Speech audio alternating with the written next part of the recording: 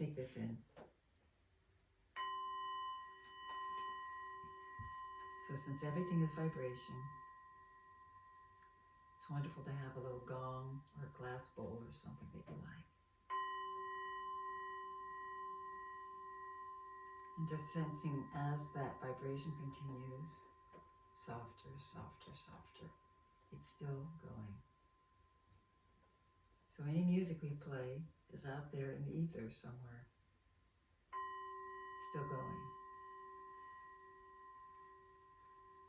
So I often thought, gosh, you work so hard and then you played this stuff and then it's gone bye-bye. Of course now they're recording stuff much more than we did. We have hardly anything with the quartet. But to think of it still affecting and intertwining with the revolving of the planets and the stars and the interaction in the cosmos. That's a beautiful thing. So since we are vibration, you can take this in also to your whole self. It just helps you sense yourself a little bit more vibrationally.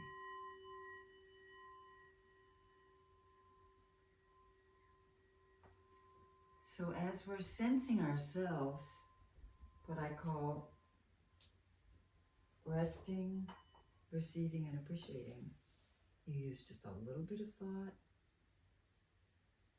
to listen to your body sensing, the kinesthetic sense. So we can both, shared energy makes it stronger. Notice where most resting is going through into the earth. Anything with an ing on the end of it means movement, resting. There's awareness going through your seat, through the chair legs. Take your time. Into the earth. Feet. How lovely to sense the bottom of your feet. Connected to the earth. Then you can send awareness through your legs, up through your heel, through your open ankles, into the feet and beyond. You don't make it. You just invite that it's going beyond. It's very, very subtle. Then as we cooperate with that resting, that allows the reflexive energy in relationship to gravity to be more available, to beam up through you. So you see resting, receiving awareness of your whole self and out through your head toward the sky and the cosmos. And then appreciation comes in. Naturally, it's always there. And that's a way to connect with it. So then if we want to move while we're sitting on our little feet, our little sitting bones, it's lovely if your head moves, leading from the top, your whole head spine is free. Particularly if you're not lifting in your chest, or pushing your back forward, or holding your stomach in, any of that. Soft in the vertebrae, soft in your brain tissue going through the spinal cord. So that as you move, letting your face rest, the desire for movement comes out to the top of your head, where your cat ears would be if you were a cat. So we need to restore again and again that relationship of beaming out through our head as the steering. Because now that we're standing on two legs, if we lead with our senses like this is where we are. And then people often say, and then I need to correct that, I need to correct that. And then we get all these horrible interferences. Even at an early age, people think they're helping you and they're not. Sitting up straight, getting it right, putting your shoulders somewhere, all that stuff, even the dancing you've done, not helpful the way they did it. They had good intentions, but you can undo some of that learning and re-sense it so that it's natural. And then you'll feel the beauty of the movement. And if you're teaching dance, you'll do it differently. That's what we can always hope for. So as you're moving, then we become to feel more like an octopus underwater. I'd love you to watch that film. Yes. You have to have Netflix, and I don't have that. But what was it called? My Teacher Octopus. Wow. So you can pretend that you're an octopus, and when you're sitting like this, you can begin to lead with your feet. Go ahead. Lead with your hands energetically. Lead at the top of your head, and you begin to feel like you're underwater. It's quite lovely. What does that feel like? It's definitely different than how I know, because we sit down and we go, eh. So you just come like this and explore movement in a different way, and you'll notice when you come back to the idea of sitting to play an instrument particularly, or even sitting in school, it's all about proper and posture and all that stuff, which we can just keep throwing out again and again. It's so easy to get locked into that, I think. I know. So those habits are very embedded, and you can start playing with it. And kind of be a little feisty. Just say, I don't think I'm going to do that. Now, I'm not sitting on my sacrum right now. I'm still on my sitting bones, and I'm just leaning back. What does that feel like? And your feet can go out too. Yep. Oh yeah, that's a different feeling, I think, to see, you're still on your sitting bones, because they're designed, but when people sit on their sacrum, oh my God. Oh yeah. That's not designed to bear the weight. Can you feel that? I can. But if you're on your sitting bones near the edge of your chair and you just go back, oh, this is lovely. Can you feel that? Okay, now the weight is still going through where it belongs. And then to come forward, your head begins to tilt a little bit, your body follows, and then it just comes to balancing beautifully. How does that seem? Yeah. I think Did you feel that? A lot more balance. It's kind of like coming up from Yeah, exactly. So to go backwards, your head will begin to tilt this way, and you come back just a little bit. Let it do what it wants to, and then you can be here, and your head will still be a little bit tilted, because if I'm going off like this, I'd be like this. So it's still tilted to balance you. You see how it's always balancing? And then to help you move, it's like that, and then coming to balance. Yeah. So it's a lot easier way to come up. Yeah, it is. So you begin to feel that lovely sitting, how happy you are that we have sitting bones. And remember last time we were talking about measuring all the way down to there, really taking the whole depth of your pelvis where your power is, by realizing, oh my God, my pelvis is that long. And so you can put your hands under your butt and find your sitting bones. And then when we come forward like this and come to standing, keep your hands there.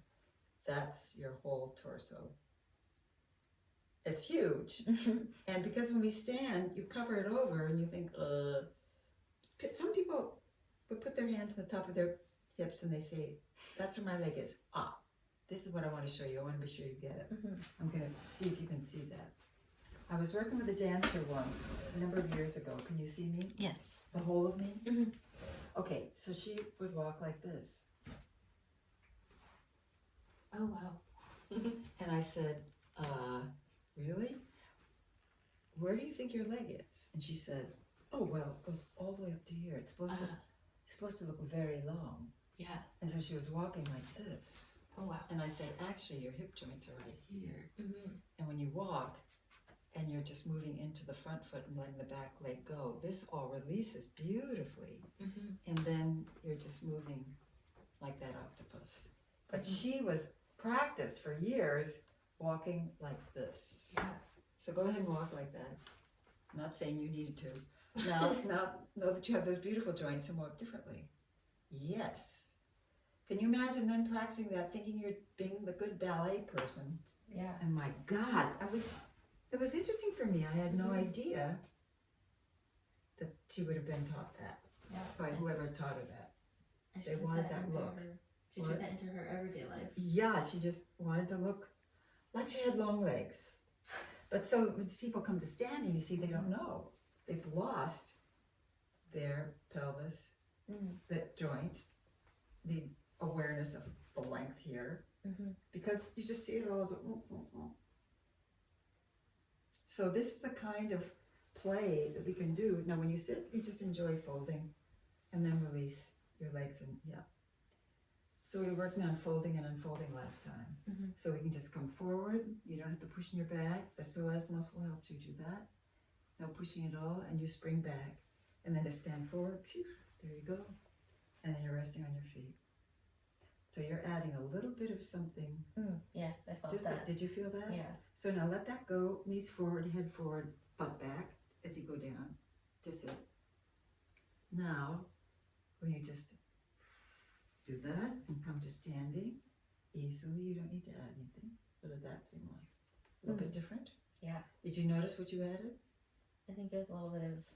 A little bit of that, Yeah. which will stiffen your knees and make it a little bit harder to breathe. Mhm. So if you do a little bit of that, just let it go. Mhm. And then you're over yourself. The Mhm. weight's going through the beautiful pelvis into the feet. Mhm. Your gut is easier. Your breathing is easier. And that's what you want when you're playing, that you have that beautiful connection through, that you can move in any direction, but you're still sensing the ease of that, and you haven't gone beyond it a little bit where you're stiffening. Yeah, it feels a lot more far forward, but more grounded. Yeah, but you know what? It's a tiny bit, but the first time you do it, it's going to feel like, what? This is huge. But then when you do it again, you'll realize look, I'll show you. It's coming up, and then, or from a rollover, and then adding, look at, only that. If I let that go, it feels like initially huge. Just like when I helped Elias and he did that rollover, and then when he came up with his viola and he was balancing, really sensing where he was balanced, and he realized he usually did this, and when he didn't, he said, I felt all that energy coming up through my head. Right? It's subtle. It feels huge the first time you do it, but gradually you'll see a subtlety like that can make an enormous difference through your whole body, energetically, how it moves.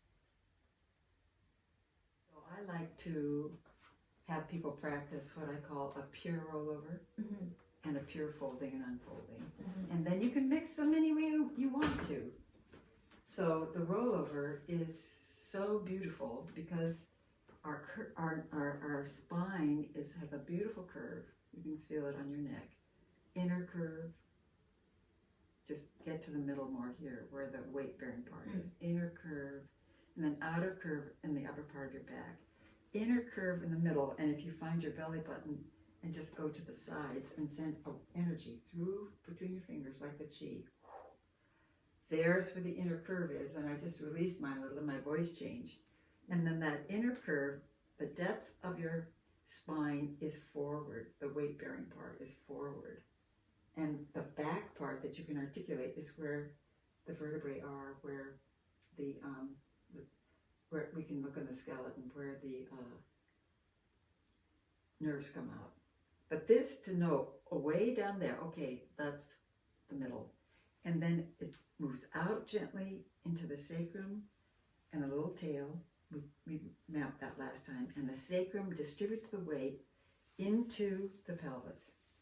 So you can take your hands, rotate a little from the thumb side, and trace the muscles freeing across your butt.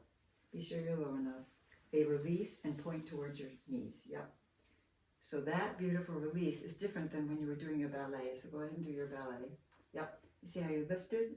Your knees got stiff, and you began to do that. Everything was stiff, and you're losing that beautiful spiraling with emotion. You feel that? All right. So, rotation from the thumb side, how lovely that is. Smile across the butt with your hands, and then take that towards your knees, and it takes you into a beautiful, pure folding. So when you're going to sit, you can just tap where the front of your hip joints are. Your head frees forward, your back comes back beautifully. Your seat comes back to balance your head. Yep, and we can do this with our hands. And your knees and head are beautifully going this way while your butt's going that way. And then you come to balancing, and you can go beyond it, or you can just notice that delicacy of a tiny bit. Let your head just beam back from here, leap from here a little to come to balancing. So you need to look down. Yeah, there you go, but lead from the top. Mm. But just to notice then, when you're easy here, you can go back and forth over your feet, but you're not adding a tiny bit of leading with your chest and fixing in your pelvis. Can you feel that? Mm-hmm. So the rollover is wonderful to undo some of that too. We start from the top of our head, let all this gently come, just roll right over, and don't worry about how far you're going. Just enjoy it. That helps all the muscles release. You become more like a fish. And then I just bring my hand to people gently here in the top, help them open up their back a little. I'm sending directionality out through the width, and then all the way from the head this way. Head freeing back, down, seat freeing back, and now as you come up, you're leading from the head. You just continue a little. You don't add anything extra in the chest. You just continue with the head, jaws easy, and then you don't stiffen there. So you can take your hand and do this, and your head is beautifully resting, and it's light because you're aware of energy going all the way through.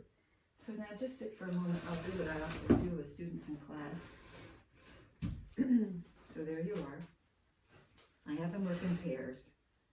So when you're sitting, I'm just going to take my hands and help you release back this way a little. Let the front of you drop a little. Yeah. So I want you to have this direction of coming into the back of your back by letting the front of you drop a little, the front of your ribs. Does that feel a little bit different? I think so. And then you begin to get much more flexible and fluid through here. So if your head then moves gently, just lead from the top. Yeah. So I have people put their fingers right under the earlobe like this. Once we've done a lot of our sensing of ourselves, then through touch, they're aware of leading with their fingertips. And you can keep moving, so you're not stiffening in order for somebody to find where to put their fingers. Yeah, lovely. Aha, so that's helping you behind your nose and between my fingers is helping you map where your head is resting on that beautiful top joint, the top of your spine. So if you put your hands like this, that's what the upper spine vertebrae is doing. And then your head is just gently being able to slide and glide like this. So that's where your head's resting. And then I have people lightly bring their hands in to sense how much head there is above that. Just like finding your whole pelvis. How much head is in front of that without stiffening in order for me to touch you. You can move at any moment. And how much head is behind that. There's more head to the front than to the back, which makes it easy for you to fall asleep when you lose your consciousness. And it's important to keep remembering the back because we lose it because of our face and the intensity of awareness coming through the face. But it's beautiful that your head wants to spill forward a little bit because that keeps you, if you're not stiff, available to move beautifully.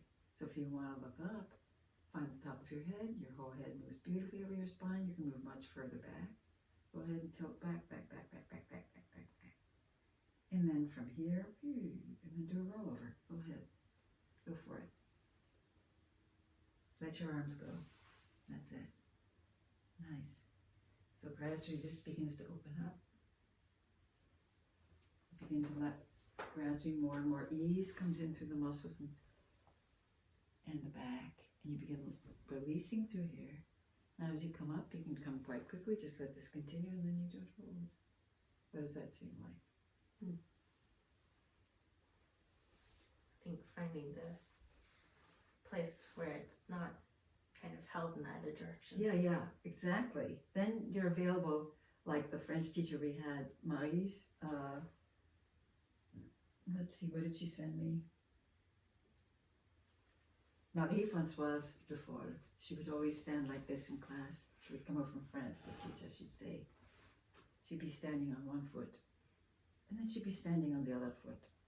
And when you speak with a French accent, you begin to move like that. Alors oui, and there she is on one foot. And she would say, prepared for nothing, but ready for anything. So that's that idea of readiness, not getting all tight, but I can go in any direction. I'm like that octopus underwater. I'm resting on the earth, sensing out to the cosmos. Energy comes from my hands, from the extremity. And when I pause, I don't need to hold. So let's go ahead and move gently, pause, and just don't hold. You're balancing there. And then again, pause, leading from the hands. If your feet want to come up, you lead from the feet. And then you pause without holding. So when you're playing with an instrument, the bow comes to the string, you pause, you rest, you're still moving, you don't just hold, still moving, and then that resting moves into the stroke. And every time you pause, you could hold or you could rest, and then you're ready for the next. Prepared for nothing, ready for anything. And that's what we want. So that's what you were getting when you sensed that, more of that feeling of not going over beyond something or adding something that stiffens you, but just playing with where's that ease of balancing that's a condition of ease. It's not a place of holding. Because people generally think, oh, now I want to get that right. What was that? And they start holding it and interfering. But really, then you want to just move gently and play with it. Does that make sense to you? And then gradually, as you get really good at the folding and the unfolding and then the rollovers, if you're going to pick something up and you're folding, and then you might look at something, then you're adding folding and rolling over together. You know, it becomes a beautiful way of moving. Does that make sense? Yeah, it does. Okay, and that's enough for you to remind you of that. I think so. All right, so let's just sit again for a moment. Did we go over the arm structure yet? Not in this. Really? No, not Okay. quite. So let's just review that if you're just like playing an instrument, we keep coming back to the same basic elements: resting, receiving, and appreciating. So we're sitting and we're resting, finding our ease, knowing that the innermost joints of your arm are right here. And you can feel them, the bone. And then if you extend your arms out, a little bit to the front of you because that's easier, from middle finger to middle finger is the same as your height. That is your arm structure. So you begin to be aware of taking this whole area, not just moving your arms. This is your whole arm structure. And it's huge. When I first heard about that, I thought, oh, I began to feel like, I don't know, what did I feel like? Maybe an elephant or something. I just felt really big because I'd always thought, oh yeah, there's an arm, there's an arm. No. And then the arm structure, the muscles, huge. Beaming down, beaming up, coming around you, wrapping around, beautiful. So when you just sense this whole energy flow, let it spiral a little bit towards your thumb.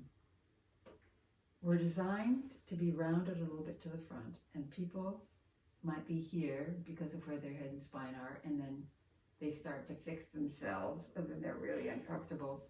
But truly, your shoulders will be rounded a little bit to the front because we are frontally oriented, and that allows your arms to move beautifully rather than being a little stuck here and then pushing through. All right, so sensing the hugeness of that, when I first start working with people, I have them just rest their arms on their legs, like that. Now your legs are sensing your hands are sensing your legs all the way through your feet. The touch coming through here is like your instrument touching you and you're touching it back. You can send awareness through an easy elbow onto your back, through your head. You're connecting all those touch places because wherever you touch something, you're overwhelmed initially with the information. Then to say, oh yeah, I can feel that. And with that awareness, I'm now including my whole body. It's a beautiful practice. You can do it anytime you want during the day. And that begins to just grow your energy field and your kinesthetic sense of being in a body. So here we are. if you want to move your hands back and forth, you don't have to shove your hands out. The energy comes from your hands and guides you, and then you rest.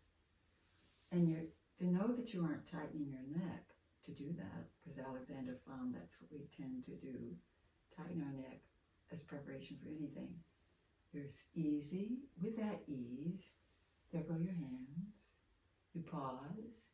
With that pausing, you're resting, which makes it even easier to come back. So there you are, resting, easy, easy on your elbows. You don't need to shove. There goes your hands energetically taking you. And when they take you even further, they might take you into a rollover. And you're coming back. And then resting. What does that feel like? It's definitely a different feeling to lead with the hands versus kind of pushing from the elbow. And the hands are so delicate because it's energy coming through your open system. You see the chi, the energy is coming through, and whew, there it takes you. And then when you begin to do that and go back and forth, and you're resting while you do that, you're not. And then if you pause, you just let go, rest under your elbow. If there's any pushing that you've done, you let that go. So you're not continuing with it. Then when your hands come back, this just gets out of the way more easily, and then you rest when you pause. So letting go under the elbow is always a wonderful way of reclaiming your ease. You might be stiffening somehow, and you say, wait, easy under the elbow. Okay. It knows where to go to balance yourself. And balancing, remember, is a condition of ease. It's not a place of holding. So that's nice. Do you feel that? Mm-hmm. And it's not a collapse. It's a resting with awareness of your whole body. And that's the kind of touch we want on the instrument. So now we can also think of rotation. And so in the little body mapping book that I share with students, Barbara Conable calls this butterfly wings. Mm. And so the desire for movement comes from the thumb side, because we have two bones in our lower arm. I never knew that. And that's where the desire comes from, and everything works with that. So when you sense that bone and just give it a little bit of a nudge, oh, okay, then everything rotates. Instead of that, if I led from the little finger side, that's the strength of the support, everything tightens immediately. You can't breathe. I felt that. Yeah. But if the desire comes from the thumb side, everything goes immediately together, and you're not interfering on the little finger side. So the two bones in the lower arm, it's the one on the thumb side that it rotates so beautifully, but it brings everything along with it. Mm-hmm. The little finger side, we checked this last time, is making the joint with the upper arm. And we palpated where the upper arm comes down, and we put your hand right under the elbow so you could feel, oh yeah, that bone is curved, and then it's allowed to drop. You can feel that. Because sometimes if people don't know that, they lose that, and then they're tightening. Whereas if they find the ease under there, all this is open. So I know I'm going awfully fast, but this is a review for you. So then when we get that, the next step might be, oh, how do I bring my hands toward me? Easy under the elbow. Whole head easy, neck easy. They're my feet, there's my seat. And then gradually, how do I cross the midline? That's when the body says, what? Are you kidding me? So I might even put a hand here like this and just gently rest. Gently rest. Gently rest. Gently rest. So in case you're squeezing through here, the resting allows this to just stay easy, and then you can continue. You have so much ease, gradually you can just go all the way over.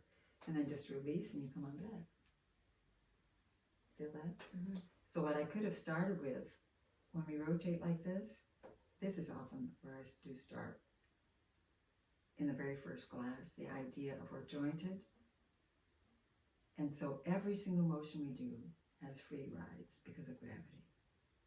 If the desire for opening your hands comes from the tips of the fingers, then if you want to close your hands, the first thing is a release. And gradually as you begin to release that, You're letting go of years of accumulated overwork. Then if you want to close your hands, the tips again come together. Gently are there. And to open them, you don't shove, you just let go first. And then that's the free ride that then you continue from the tips. So gradually that's what we apply with a bow coming to the string and how we're moving. Where are the free rides? We don't want any more work than we need to do. And so then gradually you can close the hands, release them, continue on that to open them, release them, continue on that flow to close them. So you're riding on the waves of the release. Does that make sense to you in your body? Yes, it does. Okay, so I often start with that. So once we've done that and we've crossed the midline, resting, this is like doing the bow on the string. 1 inch rest, 1 inch rest, 1 inch rest, 1 inch rest, and gradually coming either direction, you're resting the whole time. Same thing when we work like this with our body. So then when you can cross the midline, you feel comfortable and like you aren't pressing. Then we can play with this area, which is still close to the body, so it's not scary. Easy under your elbows, freeing from here, filling into your back, easy neck, top of your head guiding you, jaw resting, it's like a hammock. Seat resting, feet on the floor. And then we can then say, okay, I think I'm going to go that way. And notice your body probably says, really? I think I need a lot of effort for that. But you don't. But then that's when people start shoving from here, lifting from here. So when I bring my violin up, it's very easy for me to do a little up this. I'm grossly exaggerating. But really, my hands can come up. I'm still easy under the elbows. Multi-directionality. This is like out through the head, out through the feet. Feet, head, feet, head. Head, feet, head, feet. Bone dropping into the socket. So let's play with that. So we're here, where it's easy. You say, I think I'm going to go a little higher, 1 inch, easy under the elbows. Then the energy from your hand says, let's go a little bit more. And you stay easy in your shoulders, easy in your elbows. And then you rest, easy under the elbows. And then a little bit higher. And then you rest. And you begin to explore the area in there where then this whole bone is dropping into the socket, allowing it to go down, being balanced by the sitting bones through your whole body. So when we come to standing and we can do that, you have this whole beautiful energy flow all the way down, arm, leg, arm, leg, arm, leg. And this is when last time we also rotated, took our hand and stroked the inside of the arm down the covered side of our ribs to enliven that so that when your arm comes down to rest, the inner part of your arm is talking to the roundness of your ribs. Can you feel that? Mm-hmm. So then you might want to start to dance a little. Yeah. So I never knew about the meridian energy system. When I was growing up, I would have liked to have heard about all the internal organs, the lungs, the brain, how everything was interconnected. Instead, I realized people were seeing each other from the skin, from the outside, and that was about it. And I was so interested. Once I fell when I was in 4th grade, running down a hill with rocks on it and gashed my knee to the bone. I still have quite a big scar. I was fascinated. It was like, wow, look at that, and look at that, and was that the bone? And my mother came up with this beautiful handkerchief that was just crocheted so elegantly. It was all white. And she put it right there. It wasn't even bleeding because I think everything got cut enough that it wasn't bleeding. And I was fascinated. Yeah. So we went to the emergency room. This was in Beirut, Lebanon, where I was growing up. I asked the doctor, can I watch and see what you're doing? No. So I could just feel, they put numbing stuff. I could just feel, and I saw the needle going, But I remember how clearly I wanted to know and understand our makeup and know. There wasn't much awareness of that. Maybe you got more of that growing up than I did. But that was always fascinating for me. So when I found out about the Alexander study, I thought, wow, Here's somebody who's able to, in his own study of himself, figure out our beautiful design. And then, much later, when I started studying some Tai Chi, I found out about meridian energy system. We're all electrical. That's a huge part of our makeup. And experiencing, doing the Tai Chi, there was a couple times in class where we did it enough that then the Chi began moving me. And I was out of sync with the rest of the class. And the teacher looked at me like, what are you doing? I was letting the Chi move me. And that's when you do enough of that, which I haven't done, then the Chi is able to move you beautifully. And so with a Chi ball, since we're electrical, it's so simple. Once you get your arms moving well, and you can move through the air, then you just have the idea of there's energy coming up through my hands, and I can bring mine to you too. Now we have even a thicker ball. Do you feel it? Mm-hmm. And if we go in like this, it gets more dense. Whoa! And then we float on it. And so if you feel first a magnetic attraction towards your hands, just sense it. You don't have to go that way, but just sense it. It's getting stronger. And then you gently float in the air the other way. And now, differently than before, 1 minute ago, I'm very different now. I'm feeling the whole space around me like I'm out in the universe and feeling all the sky and the stars and the trees and everything. Just by doing that, I'm turning into my energy being that is in connection with everything. And when you feel that, then it's easy for you to feel the extension of the bow growing out of your hand, the instrument growing out of you, and coming together. So then we can put one hand like this, another hand like this. This becomes the instrument, this becomes the bow, and they're resting on each other. And as they rest on each other, top of your head can move, leg can move, arms are moving easy at your elbows. And then the Chi is still there. You separate them a bit. This becomes the bows now resting on the string, on the viola, and you can move your left arm where you want. Your fingers are easy. Go ahead and move both arms if you want. Yes, that's it. And your head can move too, going different directions, leading from the top. So you begin to feel the Chi between your hands through the instrument. And you play with that. Just play with it again and again. With any of this stuff, you don't have to sustain it. Because what happens if I say to you, Annika, you need to sustain that?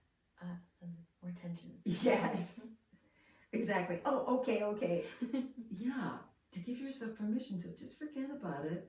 Mm-hmm. And then, resense. And every time you sense yourself, the feeling will be a little different. Mm-hmm. So we tend to want to get the same feeling again and again, but allow yourself to be where you are in an ever-changing world. Mm-hmm. There you are. And then just allow that to come in.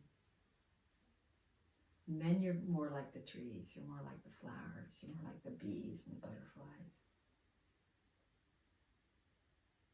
Flying through nature. So let's take those ideas and see what happens. Now just see with this, what happens when you even imagine playing your instrument? Just think, okay, I'm going to play my instrument now.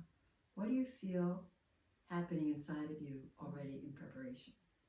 There's definitely still that kind of initial thing where I'm imagining myself kind of going to that. Yeah. Very tense and Me too. Stiff. I mean, I can feel kind of the inner from here. Oh, okay. And then you know what you can do? Exaggerate some of those things. Mm-hmm. Play with them. So you can really, just like making a sound in an exaggerated way, mm-hmm. you can really, if you exaggerate an interference, mm-hmm. quote unquote, then it becomes more aware, and then you have more to release, and then it becomes more and more subtle, but why not exaggerate it? Mm-hmm. Yeah, I'm imagining the sound that comes out of that like tense and held posture is more pressed than kind of absolutely released. Yeah. So sometimes when I want to, but I'm not going to do it now, I say people usually like to have me in a concert because I don't like clapping, but when I do, you can clap in a way that's just moving with speed and openness, and it's powerful. Mhm. You don't have to go like that at all. So let's go ahead now. You give yourself a suggestion. This is powerful, and it's, hello, I have to think of this all the time. Alexander realized that when he decided to do something, just that decision, he was already getting his habits right there. Mm. So he'd say to himself, oh, I think I'm going to do blah, blah, blah. And then he'd say, actually, I changed my mind. I'm just going to rest. Then magic happened. He could feel that habitual preparation go to sleep.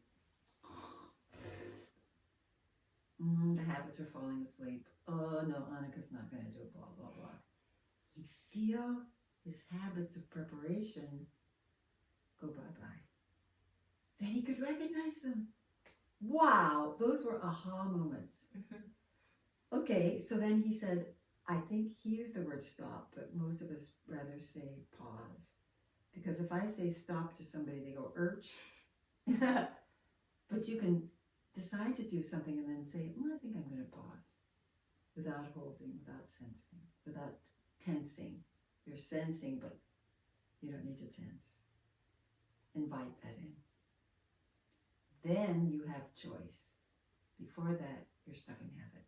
So when you think of that applying to people and how they live on the earth, they're often in habit. They don't realize they have choice. And so we're the main invasive species that's destroying the planet. However, if more people learn this kind of mindfulness and awareness, they begin to realize that they're part of nature and that it's stunning. And that it's their choices that can be different, that can allow it to flourish the way it's designed, just like it can allow you to flourish the way you're designed. So you start with your ecosystem in relationship, and that will never stop emerging. Because that's the quality of life, always emerging, like the earth moving around the sun in an ever-expanding universe. It's huge, and it's your own awareness that's part of that. So those are the essential thinking, just like Eckhart Tolle writes about that all the time, that kind of thing. I was so glad to find his writing because I thought, whoa, he's talking in such a beautiful way about what I've been thinking about for a long time, and he says it in a very thoughtful, poetic, essential, not many words essence. So now where were we going with that? Oh yeah, the idea of even having an idea to stand up. Mm-hmm. Well, people might begin to feel that they do something like this. Mm-hmm. Oh, maybe I won't. They rest. Oh, then you say, oh, if I'm going to stand up, there goes my head, there goes my body, and I'm with myself. Beautiful. And there you are. Mm-hmm. And then, oh, there's my viola. Maybe I will, maybe I won't. Then, when you give yourself permission to not necessarily go, habits fall away, and then you can notice yourself as you move. Notice the viola. You're already connected. You're already connected. The viola is sensing you. You're sensing the viola. And you can walk around and go in another direction, or suddenly something else happens. Yes, okay, you're moving differently. You feel that? Mm-hmm. Doesn't that feel weird? Yeah. Oh, what feels weird about it? Yes. What? The idea of I guess, acknowledging something and then doing something else. Yep.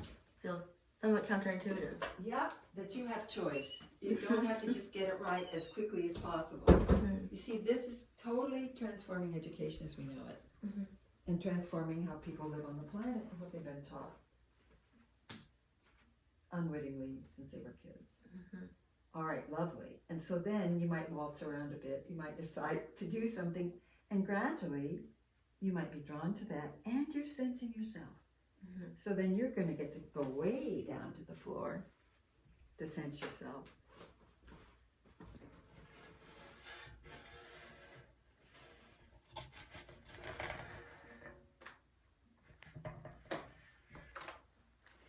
Yeah, and there you are connecting, and you're noticing your movement. There's the bow resting in my hands. the bow is now an extension of my arm. Ah, there's the viola. I'm bringing it to me. And I'm standing. And you're aware of yourself when you do that. Lovely. So just notice what that's like.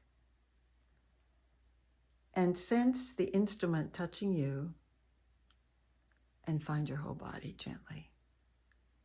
Feet resting on the floor, easy under your elbows, jaw resting, your whole self. My fingers getting in the way. Interesting. And you can move around. You don't have to play right away. You're already playing. This is already making music in a deep way. Lovely. Now, if you bring the instrument to yourself a little bit, play with bringing it to some place where you usually don't go. Maybe the top of your head. Yeah, play around with it and just keep sensing yourself as you do it, moving beautifully. And again, you're giving yourself permission to do something unfamiliar that's not habitual. And you're aware of how you're doing it. Lovely. And then if you bring the instrument to yourself more, where you can actually balance it on your, on your clavicle, then just do a little rollover with your head gently touching the chin rest. And let your head really go. And then sense when you come back, where am I balanced beautifully with this instrument? And just, you'll feel it. You'll feel it. And then you can go beyond that, maybe lift your chest a little, interfere a little, do whatever you think you might do, and then let go of that. Yeah, so you play with that. And then you can do another rollover. And again, beaming out through your head, freeing through your neck, being easy, finding the connection with the instrument. And then as you come back up, still beaming out through your head, resting through the whole instrument, into your left elbow, down to your hand, your fingers at ease. So you don't need to extend your little finger. You don't need to. Let your whole hand be. Yeah, now your hand's resting. Do you feel that? So how is that to experience yourself? Now you can still gently touch your chin, and you can also, you're resting through your hand and your left arm. You can move your head all over the place. Yeah. And you don't need to lead from under your chin. We often do because that's where you're feeling the instrument. Just say, oh yeah, my chin can feel the instrument, and whoop, there's the top of my head. That's where I got it from. So how are you talking to yourself? What are you noticing? What's your natural coordination telling you? I think coming up from the rollover with the instrument is definitely a different sense of balance. And definitely a lot of typical overcorrecting and kind of placing it where things interesting. Come up with tension. Would you say that again and do that again? I'd say usually I would go for something that's maybe an exaggerator would look like kind of like more stiff and kind of upright with that, and going beyond where you need to, and then what you found was the balance sweet spot in a way, where you were really balancing there, and you're more forward over yourself. You're not lifting your chest, and now the direction for the bow can go actually right into the string.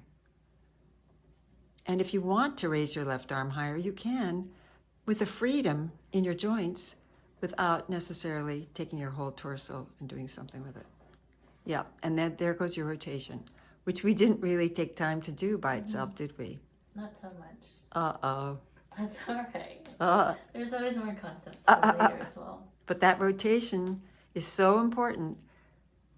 Leading from the thumb side to be able to go way up your instrument, not from the little finger side. Yeah. And then the release on the way back down, just let go. Yep. Do you feel that? It's not much work. But when you come back down, what I find is there is a little bit more of my head resting on the shoulder so I don't drop the instrument. Do you know what I mean? And then you can let that go. And I maybe there's another way to learn to do that. I can do that more easily. Okay, so we can pause right there again. Sure. Oh, let's look at Raggedy Ann first. Okay, oops, Raggedy Ann. Have you enjoyed this? I'm going to pick her up so we can talk, okay? Hold this over. Alright, sounds good. Okay, so here's Raggedy Ann. Now I took her to the orchestra rehearsal once, and I said, you guys, you're talking about playing all the time, but really, she's saying, yeah, you think you're playing, but really, do you know about what playing really is? You know that my hair's red, I can move around, I can dance, I can be silly. Playing is something not about just getting it right. And then you look under her, somebody made this for me. You look under there and it says, I love you in her little heart. Can you see that? Mm-hmm. Isn't that sweet? Yeah, it is. So I always like Raggedy Ann. I take her to the workshops we do, and then I have her sitting next to this beautiful card that says, dance as though no one is watching you. Love as though you have never been hurt before. Sing as though no one can hear you. And in music making, we often feel on the spot. We feel obligated to sound a certain way. But truly, if you can just go, me, mama, woo, and do whatever you want and make things up. So it's wonderful to begin moving and playing and making any sound you want, any way you want, without having to interpret anything. I would say the more you do that, what do you think of that? Yes, she thinks that's right on. Okay. So now you can take her with you. Raggedy Ann's wisdom. But that idea of moving and playing and making just even one sound from your voice, movement with your body, another sound if you want to, it's a dance. And then you begin taking that into, oh yeah, what was that piece I had to play? How can I begin to practice this with the most ease? And then I'll have the fun of doing that. People creep up on the bow. So it's not so heavy. And then as they come here with the chi underneath, that they're actually creating, as they come in, a little bit of a curve in the down bow. They're not just going straight. A little of that, do you see that? Which allows the flexibility in the hand. So that resting and then resting is what creates the sound. So how you slow this down so you gradually, you can come and you can rest and then play, or you can come and continuing because of how you're doing that curve in my whole arm. You see how the arm is doing that when I come to the string? Mm-hmm. It's not doing this. Now I can't breathe. Mm-hmm. It's doing that. Then I can soften on the out breath. And then you have a lovely connection. The skeleton is attached. Here we have all these screws going in. But really, this needs to be much higher than it is. See how it's screwed in? So I just have to put my finger under here without breaking it. But you see that this is basically a muscular joint. And the beautiful thing about the scapula and the back bony-wise, here it is, and it wraps through here. If you see it from the front, this is part of the scapula coming through here. And when I touch my clavicle that goes like this, right under here, I can feel that bone. It's amazing. It's really coming right up through here. And so you have that support of something wrapping around where your arm is, but it's not a deep joint that gives you all that flexibility and moving beautifully. And then you can see here are the joints of the arm structure. And so when the arm floats up, knowing that this shouldn't be slanted like that, you have this whole huge, everything moves, all this moves together, and it's like a wing. And then it's lovely to take the jaw off. You can even take the head off. I always tell people I'm not going to do this to you. And with the jaw off, then you really begin to sense the skull. See, I need to undo this. In a minute here. I know I can do this somehow. Ah, there it goes. So here's the skull. there. It's beautiful. And I put that blue strip to show that that goes right to where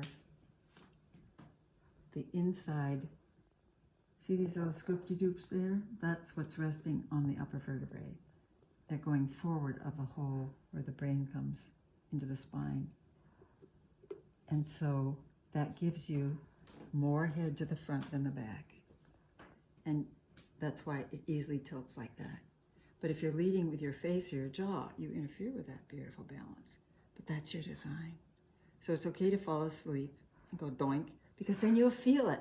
Oh, wow, there's my resilience. Now, when I think of that, and my fat lips here, because lips are really big, whoa, then everything gets easy in your whole cheeks, everything else. Then you see the depth of your eye sockets. Look at, again, I wouldn't do this to you, but my God, really? It's all the way to there?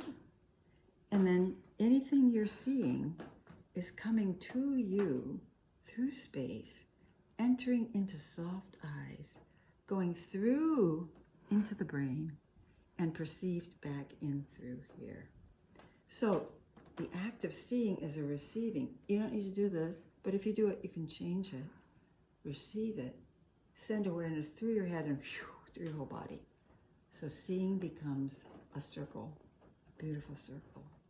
And when you think of looking at notes on a piece of music and what we tend to do, and then looking at the conductor, hello, pause, receive, again and again, rest, rest, let your jaw go. But to do that, I like to just have people articulate their skull and wake it up gently. Skull, skull, skull, skull, skull, skull, skull, skull, and then jaw. It's like a hammock, resting, draping, not holding the head up, draping from the head, which is a support above it. And that allows, because we interfere a lot through here with our instrument.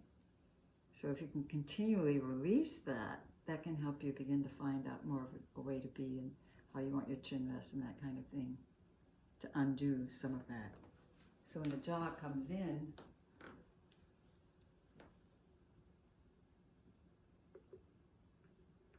you can see where it's articulating.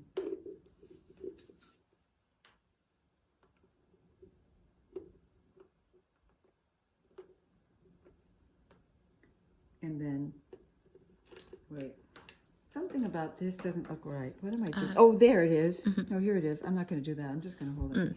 All right, so there we are. Oops. With the socket and the jaw able to move from the support of that, so it's draping. Now draping, I often do this in class. We spend a lot of time with this. It's different to drape than it is to collapse.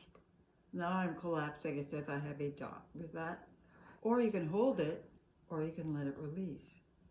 And if this is releasing, that allows my head to release outward because it lets go of the pressing in or the overworking. And then the muscles releasing your neck and shoulders. And then that freedom, so when you speak, ma, you can just make a sound, think of your fat lips, me, woo! And let the jaw move, and then you'll notice, usually when we speak, we hold a little, and you can just say one word, ma, me, the, exaggerate a bit, let the vibration go through your whole body. And then gradually you can speak a little like that, and you'll find out just when you speak is more like what you do when we think of playing. Does that help you? Yeah, it does. Okay. Okay, so